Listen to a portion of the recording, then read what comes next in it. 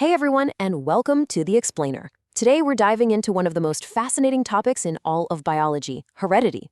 We're going to figure out why you might have your mother's eyes but your father's smile, and exactly how these traits get passed down from one generation to the next. Now, for all you Class 10 students out there, listen up. This explainer is specifically designed for you. We're breaking down Chapter 8 from your NCERT science textbook piece by piece. Think of this as your ultimate revision guide to help you absolutely crush it on your board exams. So, have you ever really thought about this? It's a simple question, but it's at the very heart of heredity. And the answer boils down to two key ideas. First, there's inheritance. That's the reason you look like your parents. And second, there's variation. And that's the reason you're not a perfect clone. Understanding these two concepts is the foundation for everything we're about to get into. So here's our game plan for today. We'll kick things off with variation. Then we'll uncover the groundbreaking laws discovered by Mendel. After that, we'll see how traits actually show up, figure out if they're inherited as a package deal, and finally, we'll understand the genetics of how sex is determined. Ready? Let's jump in. All right, let's start with variation. Every single living thing, from a tiny bacterium to you and me, shows some level of variation. Figuring out where that variation comes from is the first critical step on our journey into heredity. So, where do all these differences come from?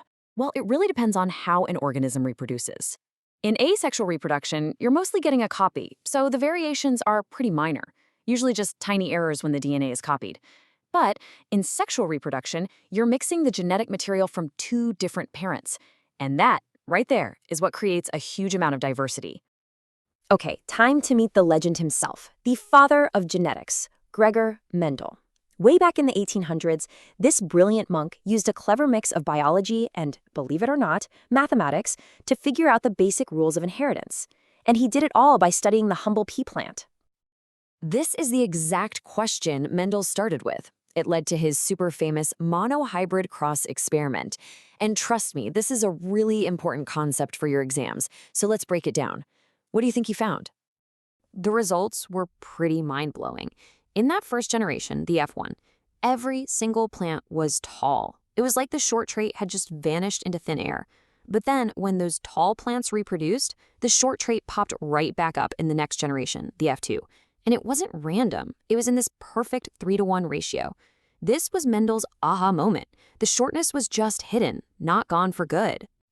This amazing discovery led him to a really important idea. The trait that always showed up, like tallness, he called the dominant trait. It turns out you only need one copy of the gene for tallness, which we show with a capital T, to make the plant tall. So what about that trait that was hiding? Well, that's what we call the recessive trait. Shortness, represented by a lowercase t, would only appear if a plant inherited two copies of that gene, one from each of its parents. So think of it this way. Dominant masks recessive. It's really that simple. Okay, so we've got dominant and recessive traits. But how does a gene, which is just a segment of DNA, actually create a physical feature like a plant's height? Let's pull back the curtain and look at the biology behind it all. So just imagine your DNA is the master blueprint for your entire body. A gene is like one specific instruction on that blueprint. That instruction tells your cells how to build a specific protein, say an enzyme that controls growth. Now, if that gene's instruction builds a super efficient enzyme, the plant makes a lot of growth hormone and gets tall. If the instruction leads to a less efficient enzyme, the plant ends up short. The key takeaway is simple. Genes provide instructions for proteins, and it's the proteins that actually create the traits we see. But Mendel wasn't finished. He started to wonder, what about different traits? Like, do seed shape and seed color get inherited together as some kind of package deal? To figure this out, he set up what's called a dihybrid cross experiment. I know, this grid, called a Punnett square, might look a little intense, but the idea behind it is actually pretty simple. Mendel crossed a plant with round yellow seeds with another one that had wrinkled green seeds, and just look at the results. We don't just see the original parent combinations. We get totally new mashups like round green seeds and wrinkled yellow seeds. This was a massive discovery. And this right here, this is the magic ratio.